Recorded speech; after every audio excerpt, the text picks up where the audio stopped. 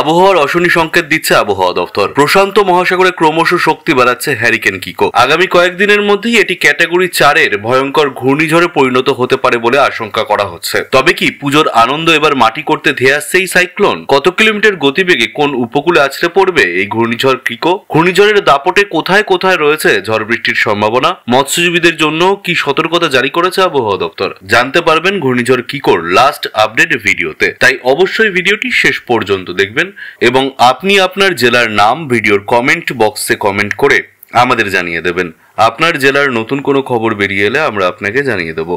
একটা ছোট্ট অনুরোধ আপনার কাছে, ভিডিওটিতে একটি লাইক করবেন এবং আপনি এই চ্যানেলটিতে নতুন হলে চ্যানেলটিকে সাবস্ক্রাইব করে পাশের বেল বাটনটি বাজিয়ে দেবেন পরবর্তী খবরগুলো সবার আগে দেখার জন্য। আবহাওয়ার অশনি সংকেত। প্রশান্ত মহাসাগরে ক্রমশ শক্তি বাড়াচ্ছে হ্যারিকেন কিকো। আগামী কয়েকদিনের মধ্যেই এটি ক্যাটাগরি 4-এর ভয়ঙ্কর ঘূর্ণিঝড়ে পরিণত হতে পারে বলে আশঙ্কা করা হচ্ছে। তবে আশার কথা, ভারতে এই ঘূর্ণিঝড়ের প্রভাব সরাসরি পড়ার কোনো সম্ভাবনা নেই। অন্যদিকে মৌসুমী অক্ষরেখা সক্রিয় হয়ে উড়িষ্যা পর্যন্ত বিস্তৃত রয়েছে। এটি সুস্পষ্ট নিম্নচাপ হয়ে দক্ষিণ পশ্চিম রাজস্থানে অবস্থান করছে। পাশাপাশি পাঞ্জাব থেকে কঙ্কন উপকূল পর্যন্ত বিস্তৃত রয়েছে আরও একটি অক্ষরেখা। এর প্রভাবে উত্তর পশ্চিম ও পশ্চিম মধ্য বঙ্গোপসাগরে একটি ঘূর্ণাবর্তও তৈরি হয়েছে। আবহাওয়া দপ্তরের পূর্বাভাস অনুযায়ী পূর্ব ও মধ্য বঙ্গোপসাগর এবং সংলগ্ন এলাকায় ঘন্টায় 55 থেকে 65 কিলোমিটার বেগে ঝোড়ো বাতাস বইতে পারে।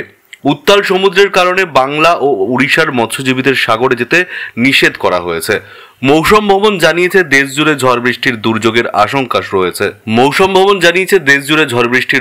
আশঙ্কা রয়েছে। অরুণাচল প্রদেশ, আসাম, মেঘালয়, মিজোরাম, নাগাল্যান্ড এবং ত্রিপুরায় বজ্র বিদ্যুৎ সহ বৃষ্টির পূর্বাভাস জারি করা হয়েছে। কর্ণাটক এবং অন্ধ্রপ্রদেশেও ঝোড়ো হাওয়ার সঙ্গে ভারী বৃষ্টির সম্ভাবনা রয়েছে। ছত্তিশগড়, গুজরাট, হিমাচল প্রদেশ ও উত্তরাখণ্ড জুড়েও একই রকম আবহাওয়া বজায় থাকবে। এই মুহূর্তে দক্ষিণবঙ্গে আর্দ্রতাজনিত অস্বস্তি কমার কোনো লক্ষণ নেই। স্থানীয় বজ্রগর্ভ মেঘের কারণে জেলায় জেলায় হালকা বৃষ্টি হতে পারে। যদিও সোমবার থেকে বৃষ্টির পরিমাণ কমবে, তবে আগামী সপ্তাহের মাঝামাঝি সময়ে ফের ভারী বর্ষণ হতে পারে। আপাতত উত্তরবঙ্গে বড় কোনো দুর্যোগের আশঙ্কা নেই। উপরের 5টি জেলায় রবি ও সোমে হালকা থেকে মাঝারি বৃষ্টি হতে পারে।